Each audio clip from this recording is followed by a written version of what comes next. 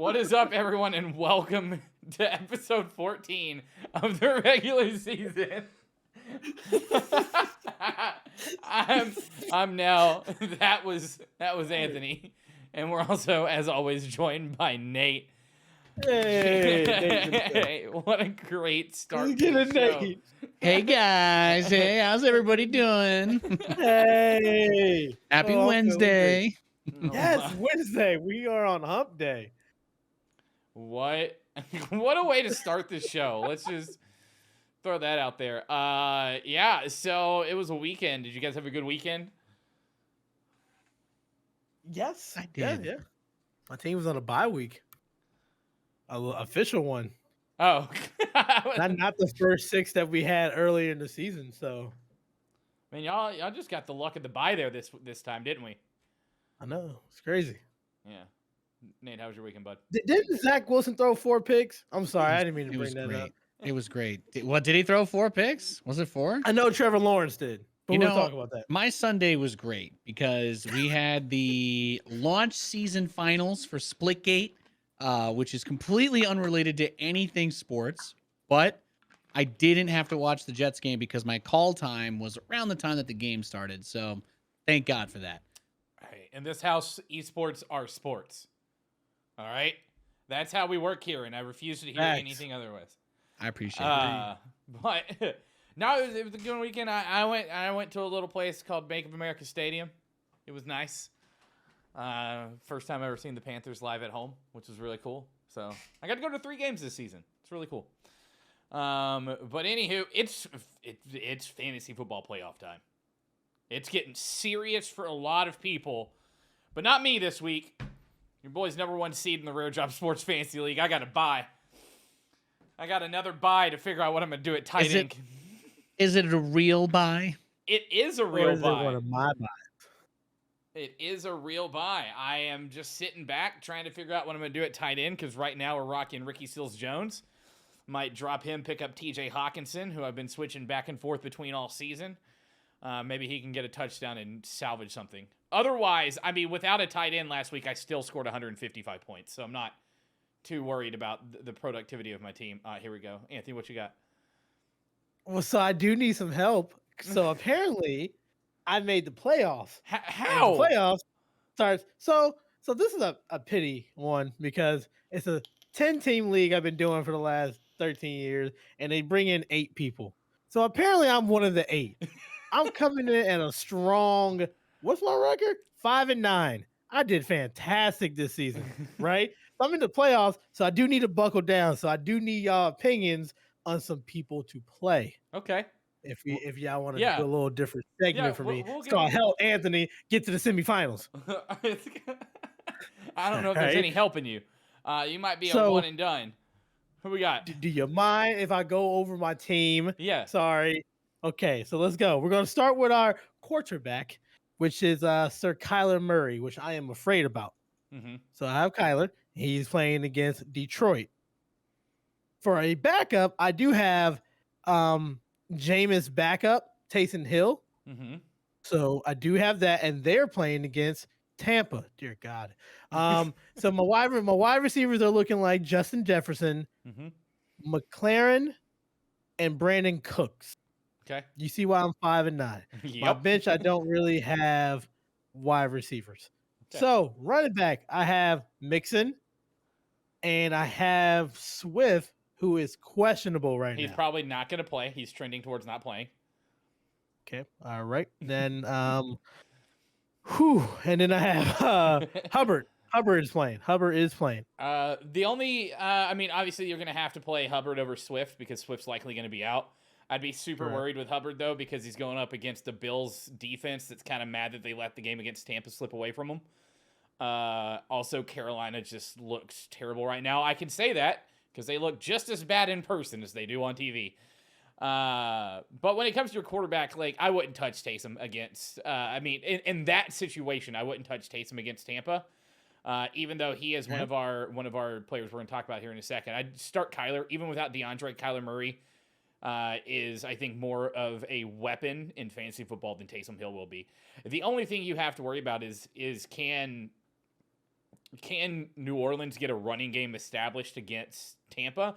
If they can, then Taysom Hill becomes more of a threat because last week, 73 yards on the ground with 2 touchdowns. The guy is an absolute monster. He's like your creative player in NCAA 14 that you're like, hey, I'm just not going to throw to my trash receivers. I'm just going to run the ball the whole time. So he throws for 150 yards and runs for 100. But he also might throw 6 picks. Is Miles Sanders the number 1 in Philly? I mean, right now, there's the number 1 in Phillies depends on who the quarterback is. If it's Gardner Minshew, you're probably looking at Dallas Goedert is the number 1 receiver, the tight end, because Gardner Minshew loves his tight ends. If Jalen Hurts is playing, then lately it's been Devontae Smith. So Or for running back? I'm like, did they have Miles a running Sanders? back? Yeah, who's the running back? I have him on the bench. I could put him in. Okay, you could. I'd probably still start Chuba Hubbard. It doesn't look good for my chances of winning. They're giving me a 39% chance to winning the game.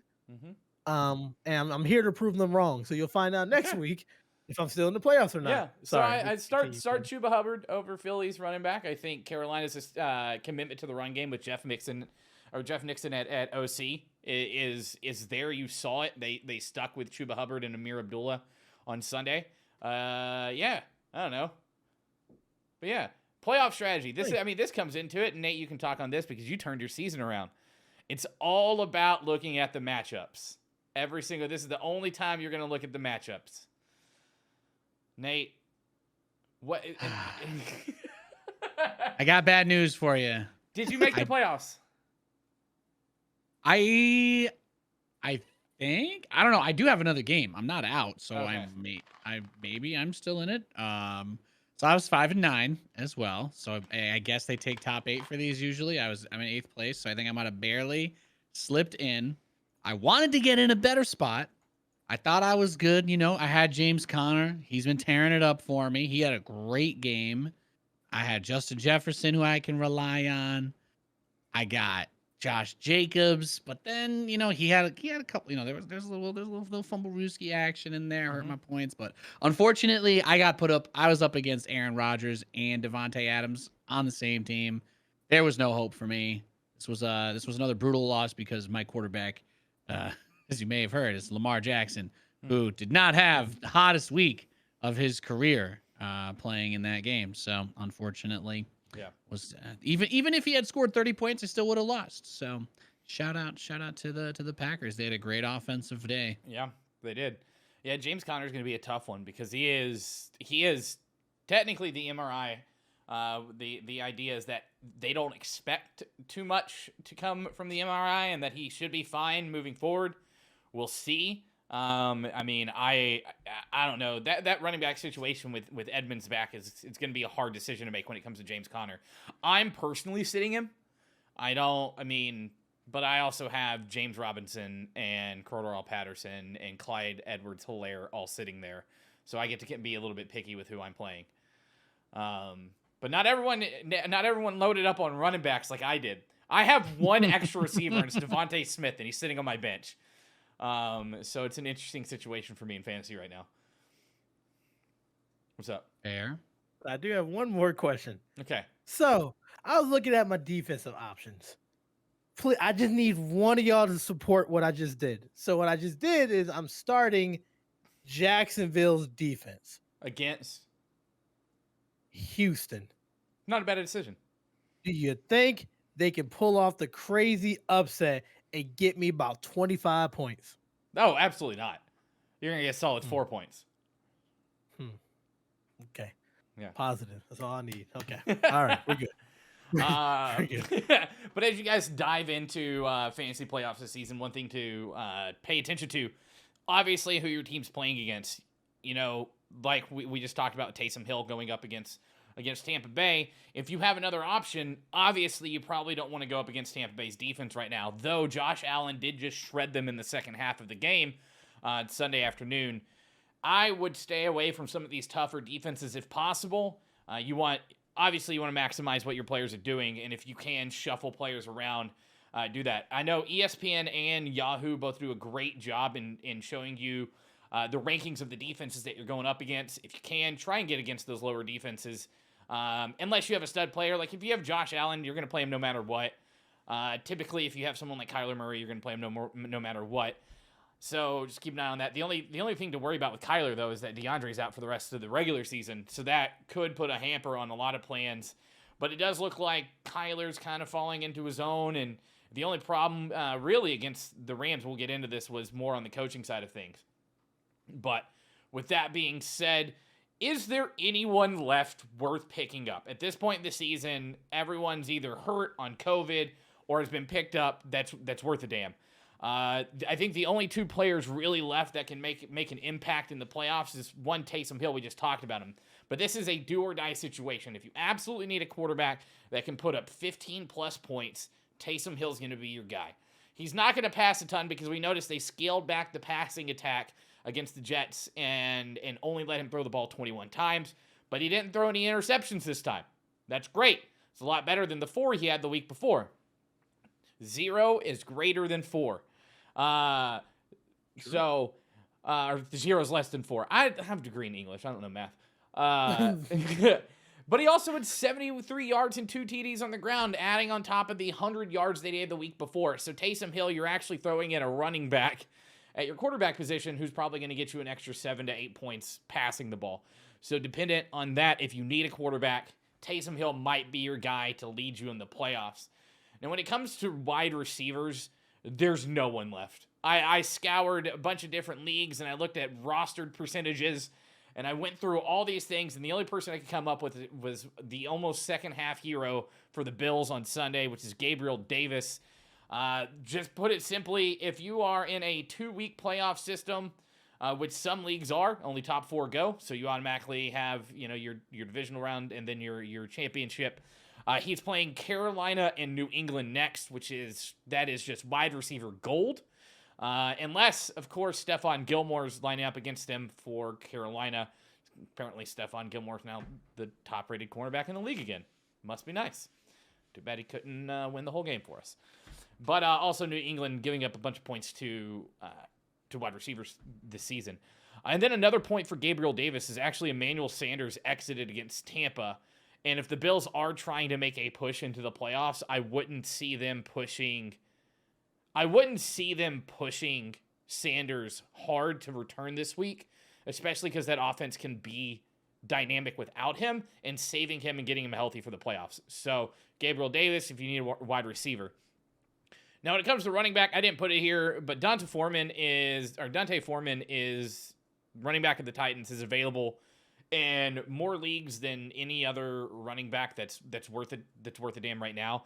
If he's available and you need a running back, just go ahead and grab him. We don't know what the Titans are doing when it comes to the running back situation, but he killed it last week. So, I mean, I don't know. If you need a running back, pick him up. Sony Michel is still available in a lot of leagues. He's not going to put up a ton of points.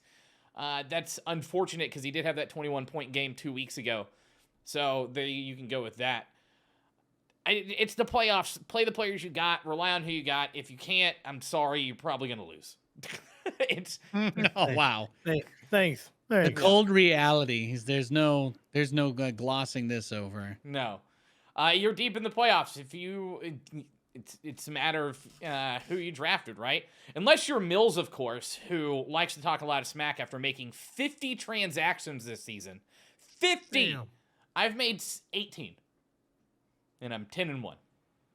And he'll go on to tell you that it's because I played in a weak division. I don't know. I feel like I would have beat him in most weeks. I'm just saying. Ooh, I didn't have to. I hope y'all run into each other in the playoffs. I didn't have to make 50 transactions on my way to a 9-5 record. Damn. That's all I'm saying. Shoot? Oh, pew. Yeah. Shots everywhere. I drafted well. Everyone gave me crap for the draft that I made. Look who's standing tall in Raindrop Sports Fantasy League right now. You know you're going to lose in the first round, right? I can't. I'm on a bye. Oh. He's safe. He's safe. He is safe.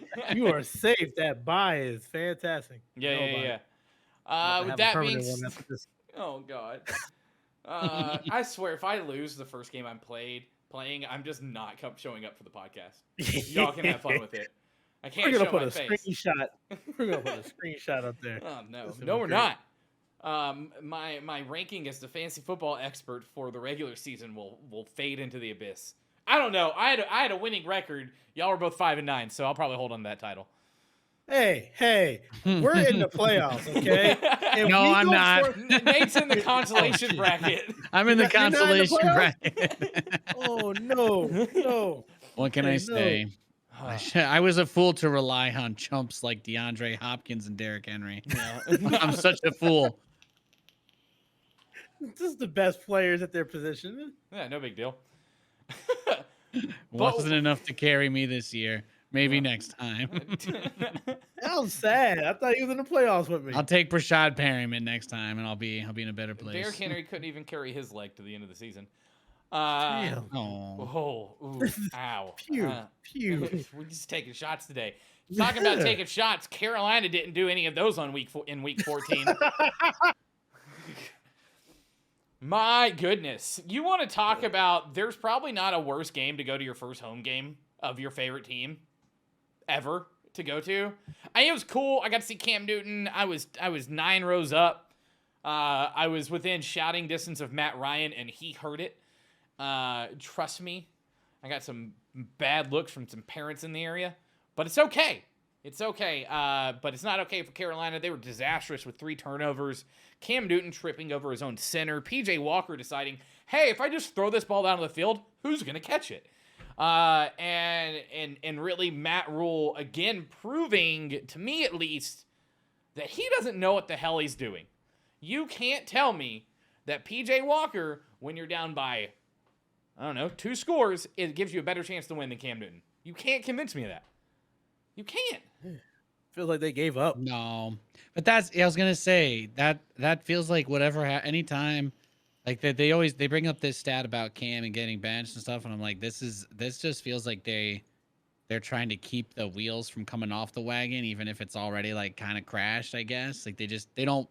I don't know. I don't know if it's like if Cam talks about this sort of thing with the coach when this happens, but. I mean, I'm obviously not going to disagree with you. It is a weird thing, but I don't know. I don't know if that's, why does that happen with him? I really can't answer it. I don't know. But also props to Atlanta. They noticed that Carolina's defense wasn't reacting to them running the ball, and they committed to it. They committed to running the ball, and Mike Davis and Cordarrelle Patterson had a field day. Atlanta altered their game plan when they saw what was working. So it's not all Carolina's fault that they lost this game, right? Like Atlanta was very good in their game plan, and their coach, they were coached better on Sunday. And I think Atlanta, that's one of the good things if you're a Falcons fan looking forward is that they're a well-coached team. They just don't have all the pieces that they need right now to be a good football team. Matt Ryan is Matt Ryan, and how many more years can Matt Ryan being Matt Ryan do you good in the NFL, right? At what point do those wheels come off? True. I mean, it's coming. Doesn't have like that many more years of playing decent football. So Yeah, but yeah, there's more that we're going to talk about in Carolina whenever we get to our hot seat section.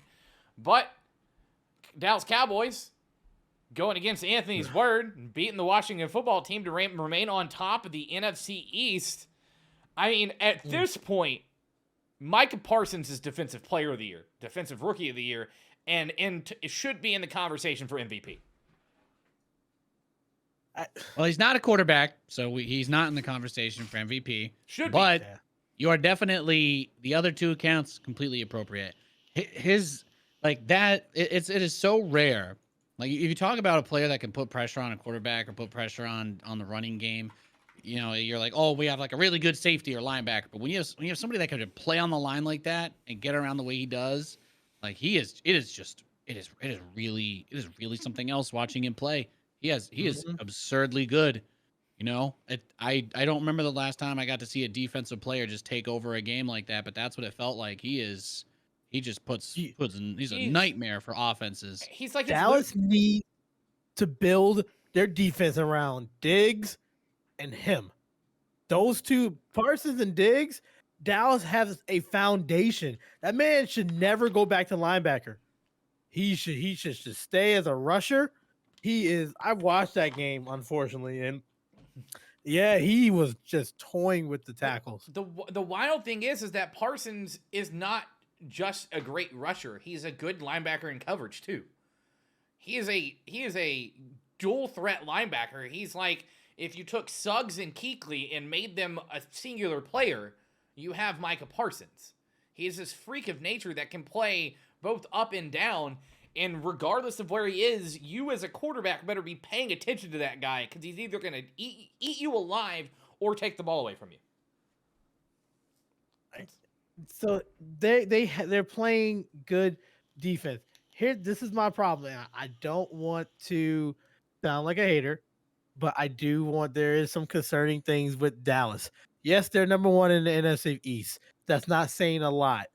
Their offensive play was ugly. Dak, you cannot show up in a playoff game with 211 yards, 1 touchdown, and 2 picks. Zeke, you cannot get 45 yards off of 12 carries. You can't do that. It's just they made it by because of it was a Washington football team that just didn't come out with the right spark. They had some people on the COVID list, but the Dallas offense needs to step it up because they have a good defense. Wait, you're not going to blame the Washington football team. You skirt over the fact that Taylor Heineke is the quarterback. That's not one of their problems. He's good. He like won them a playoff game. Yeah, I like him. That boy good. He is good. All right. He's not a Jameis, but he's good. Oh my, here we go. Jameis ain't even playing right now. Yeah, Jameis. Just wait for next year, baby. Let's go. Jameis is as good as carrying his own leg to the end of the season as Derrick Henry. Come on, man. Let him heal in peace. No, you won't let him heal in peace. You gotta bring him MVP. up. Should have been it. Okay. That being said, we had a thriller in Tampa. We already touched on it. I mean, Tampa up 24-3 at half, and Josh Allen pulls the Cam Newton nod, walks away, and comes in and just starts throwing dime after dime, rushes for 100 yards, does everything possible, but comes up short. Buffalo seems like they can't put a full game together. You know, we've talked about how this was supposed to be the year that Buffalo really emerges and not only takes over the AFC East, but becomes a perennial contender. And with games like this, where they can't continually finish the game, or they have to use heroics at the end, what are their actual chances of being these contenders every year? Well, they're suffering from the. I mean, they're playing down. They play down to their bad opponent's level, and they lose games that they absolutely shouldn't. And then, like you're saying, I mean, the game against the Bucks.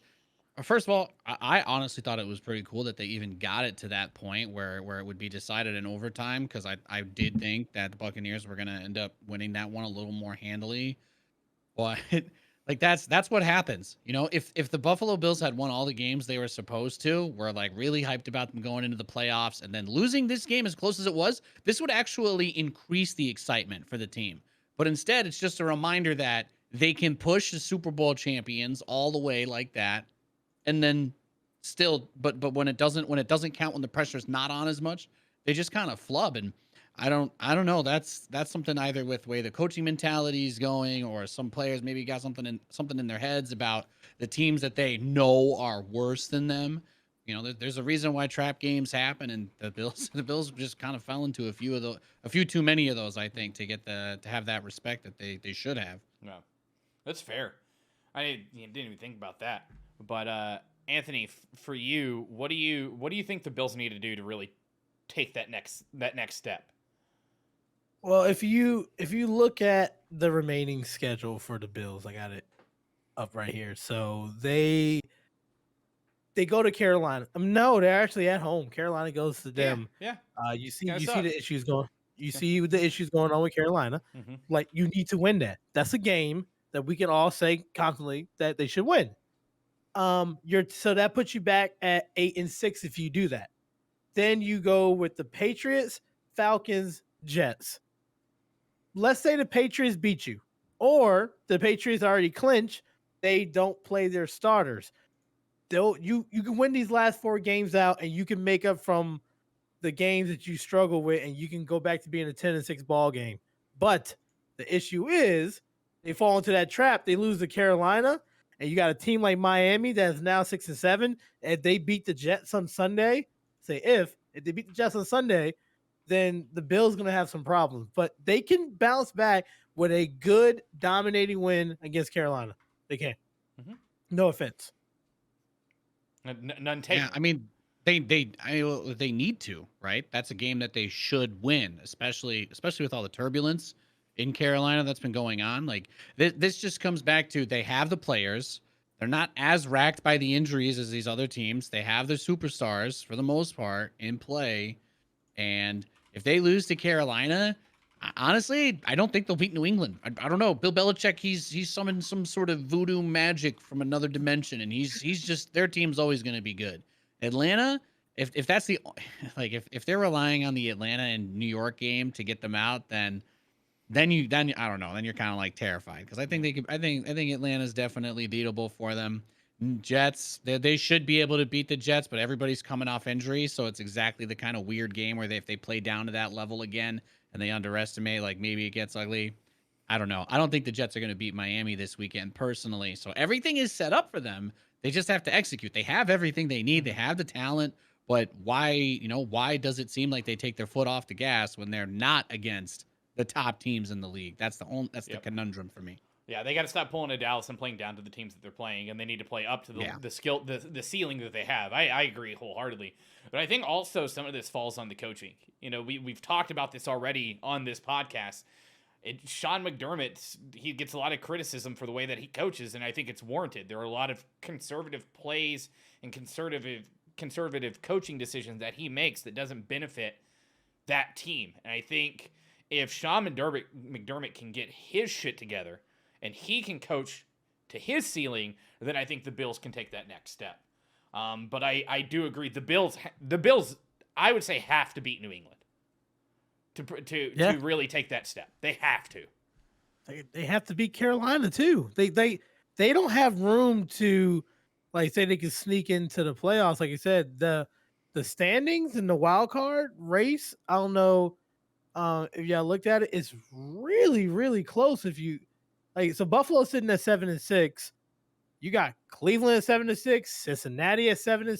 Mm-hmm. You got the Colts at 7-6, Miami 6-7, and then you have Pittsburgh at 6-6. For some reason, Pittsburgh can still make the playoffs. This is not we can coast in there. Everybody's bunched up, so 1 or 2 bad weeks, you might be out. The Bills might be out of the playoffs, which is mind blowing because they were picked to win the division. Yeah. We'll see. Can the Bills step up? At this point, they have to if they want to be